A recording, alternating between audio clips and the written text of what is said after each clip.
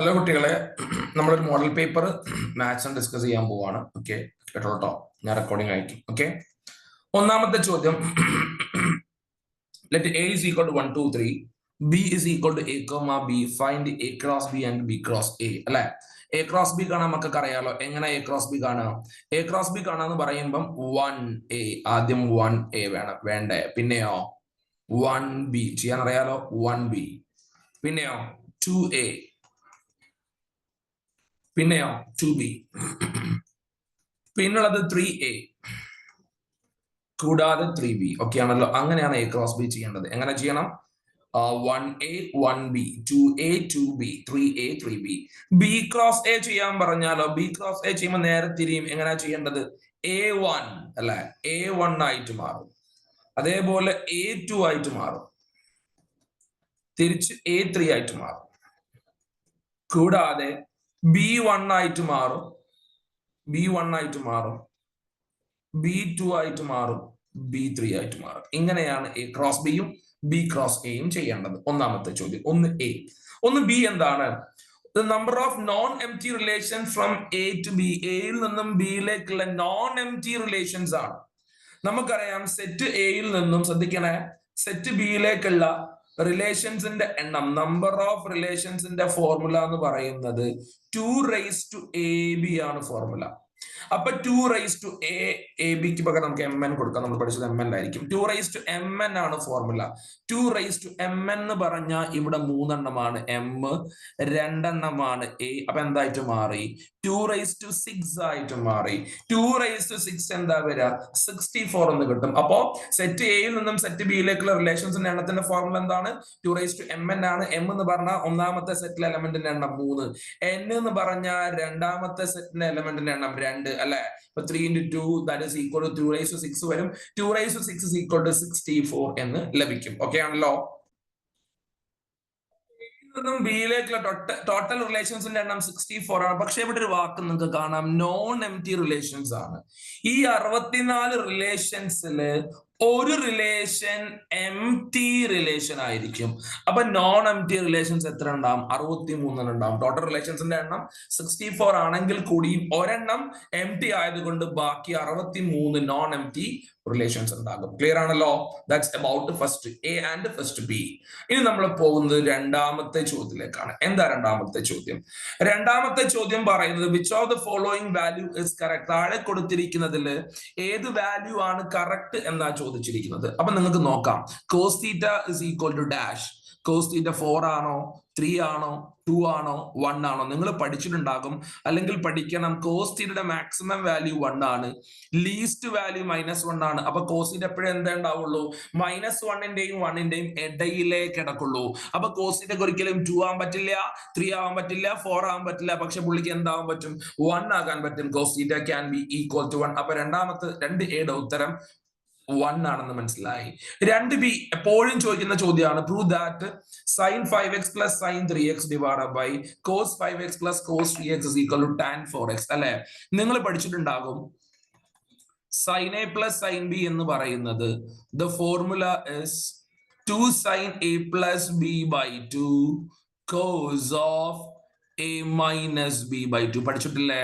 അപ്പൊ ഇവിടെയുള്ള ഈ sin 5x plus sin 3x 2 sin 5x plus 3x by 2 എന്നും cos of 5x minus 3x by 2 എന്നും കൊടുക്കാം. ന്യൂമറേറ്ററിന് ഡിനോമിനേറ്ററോ cos a plus cos b ആണ്. ഡിനോമിനേറ്റർ ഏത് ഫോമുല ആണ്? cos a plus cos b formula ആണ്. എന്താ cos a plus cos b? cos a plus cos b എന്ന് പറഞ്ഞാൽ രണ്ടും cos ആണ്. 2 cos a plus b by 2 cos a minus b by 2. വ്യക്തമാണല്ലോ. അപ്പൊ നിങ്ങൾ നോക്കിക്കേ, cos 5x plus cos 3x എന്താ വരിക? 2 cos 5x plus 3x by 2 cos 5x minus 3x by 2 എന്ന് കിട്ടൂലേ? അതിൽ ഈ cos 5x minus 3x by 2 cos 5x minus 3x by 2 cancel ചെയ്ത് പോകും. 2ഉം 2ഉം ക്യാൻസൽ ചെയ്ത് പോകും. മേലെ sin 4x ഉണ്ടാകും, താഴെ കോസ് 4x ഉണ്ടാകും. സൈൻ 4x/കോസ് 4x എന്തിന് ഈക്വൽ ആയിരിക്കും? ടാൻ 4x ഈക്വൽ ആയിരിക്കും. That's about 2b. 2b ആണ് നമ്മളിപ്പോ കണ്ടത്. ക്ലിയർ ആണല്ലോ? ഫോർമുല പഠിക്കണം, കൂടെ ചെയ്യണം. ഓക്കെ ആണല്ലോ? ഇനി മൂന്നാമത്തെ ചോദ്യം എന്താ? 3a എന്താ? How many 4-digit numbers can be formed? 4 ഡിജിറ്റുള്ള എത്ര നമ്പേഴ്സ് ഉണ്ടാക്കാം? യൂസിങ് ദ ഡിജിറ്റ്സ് 1 to 9, 1 മുതൽ 9 വരെയുള്ള 9 ഡിജിറ്റ്സിൽ ഏതും യൂസ് ചെയ്യാം. പക്ഷേ ഡിജിറ്റ്സിന്റെ റിപ്പീറ്റേഷൻ അലൗഡ് അല്ല. അപ്പൊ നമുക്കറിയാം മൊത്തം 9 ആൾക്കാരുള്ളത് കൊണ്ട് ഫസ്റ്റ് പൊസിഷൻ നമുക്ക് 9 വേസിൽ ഫില്ല് ചെയ്യാം. ഇവിടെ റിപ്പീറ്റേഷൻ പോസിബിൾ അല്ലാത്തത് കൊണ്ട് എത്ര വേസേ പോസിബിൾ ആവുള്ളൂ? 8 വേസേ പോസിബിൾ ആവുള്ളൂ. ഇവിടെ 7 വേസേ പോസിബിൾ ആവുള്ളൂ. ഇവിടെയോ 6 വേസേ പോസിബിൾ ആവുള്ളൂ. ക്ലിയർ ആണല്ലോ? അപ്പൊ നമ്പർ എന്ന് പറഞ്ഞാൽ നമ്പർ ഓഫ് 4 ഡിജിറ്റ് നമ്പർ എന്ന് പറയുമ്പോ നമുക്കറിയാം അത് 9 into 8 into 7 into 6 ആയിരിക്കും. ഓക്കെ ആണല്ലോ? എന്താണ് 9 into 8? What is 9 into 8? 9 into 8 എന്ന് പറയുമ്പോ that is 72 ആണ്. അതേപോലെ 76 എത്രയാണ്? 76 എത്രയാണ്? 42 ആണ്. നമുക്കത് മൾട്ടിപ്ലൈ ചെയ്യണം. ഓക്കെ, നമ്മുടെ 9 to 8 ചെയ്യുമ്പോൾ 72 ആണ്. 7 to 6 ചെയ്യുമ്പോൾ 42, രണ്ടും കൂടെ മൾട്ടിപ്ലൈ ചെയ്യുമ്പോൾ 3024 വരും. So 3024 is the answer for that question. Okay ആണല്ലോ? 3b നോക്കിയേ, സ്ഥിരമായിട്ട് ചോദിക്കുന്ന ടൈപ്പ് ഒരു ചോദ്യം. എന്താ 3b? NP5 is equal to 42 into NP3 ആണെങ്കിൽ n എന്താണ് ചോദിച്ചിരിക്കുന്നത്? ഓക്കെ അല്ലേ? n greater than 4 ആണെന്ന് ക്വസ്റ്റ്യൻ പറഞ്ഞിട്ടുണ്ട്. നമുക്ക് നോക്കാം. NP5 എന്ന് പറയുമ്പോൾ നമ്മൾ നോർമലി നമ്മളുടെ 7p3 വാല്യൂറ്റ് ചെയ്യാൻ പറയുമ്പോൾ എങ്ങനെയാ ചെയ്യാറുള്ളത്? 7 into 6 into 5 ഇങ്ങനെയല്ല കാൽക്കുലേറ്റർ ഉപയോഗിക്കാണ്ട് ചെയ്യുക. 7 തുടങ്ങിയിട്ട് 3 പുറകോട്ട് 7 into 6 into 5 അല്ലേ?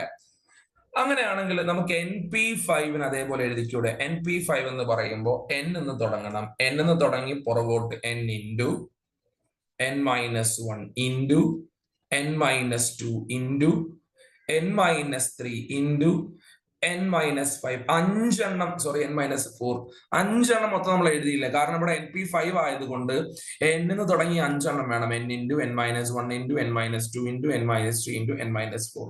42 into എന്താ NP3? NP3 n into n-1 into n-2. ഇതാണ് നമ്മുടെ NP3. ഓക്കെ അല്ലേ? അപ്പൊ ഈ n-ഉം ഈ n-ഉം ക്യാൻസൽ ചെയ്ത് പോയി. ഈ n-1ഉം n-1ഉം ക്യാൻസൽ ചെയ്ത് പോയി. ഈ n-2ഉം n-2ഉം ക്യാൻസൽ ചെയ്ത് പോയി.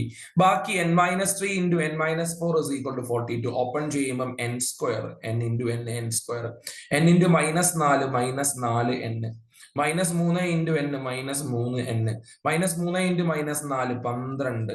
റൈറ്റ് സൈഡിൽ 42 എന്ന് കിട്ടും. കിട്ടൂലേ? അപ്പൊ n സ്ക്വയർ വരുന്നുണ്ട്, -7n വരുന്നുണ്ട്. ഈ 42 വരുമ്പം 12 -42 ഈക്വൽ ടു 0 വരുന്നുണ്ട്. അപ്പൊ n square -7n -30 equal to 0 എന്ന് കിട്ടും. ഇതൊരു ക്വാഡ്രാറ്റിക് ഇക്വേഷൻ അല്ലേ? ഈ ക്വാഡ്രാറ്റിക് ഇക്വേഷൻ നമ്മൾ സോൾവ് ചെയ്യുമ്പോൾ നമുക്കറിയാം, നമ്മൾ ഇതിനെ സോൾവ് ചെയ്യുമ്പോൾ നമുക്ക് ക്വാഡ്രാറ്റിക് ഇക്വേഷന്റെ formula n is equal to -b plus or minus root b square minus 4ac all divided by 2a. ആ സംഭവം നമ്മൾ പഠിച്ചിട്ടുണ്ട് അല്ലേ? അത് വെച്ച് നമ്മൾ ചെയ്യാൻ പോവാണ്. അപ്പൊ -7ഉം -30 അല്ലേ? അപ്പൊ ഇവിടെ -10 നമുക്ക് കിട്ടിയ 10ഉം -3 ആയിരിക്കും. n is equal to 10 കിട്ടും, n is equal to -3 കിട്ടും. നിങ്ങൾ ക്വാഡ്രാറ്റിക് ഫോർമുല വെച്ച് ചെയ്യണം, ഞാൻ ചെയ്യൂല. പക്ഷെ ഒരിക്കലും n ഒരിക്കലും -3 വരില്ല. കാരണം n എണ്ണമാണ്, നമ്പർ ആണ് അല്ലെ? ഒരിക്കലും എന്ത് വരില്ല? നെഗറ്റീവ് വരില്ല, പോസിറ്റീവ് വരുള്ളൂ. So the answer is n is equal to 10. Clear ആണല്ലോ? That's about question number 3.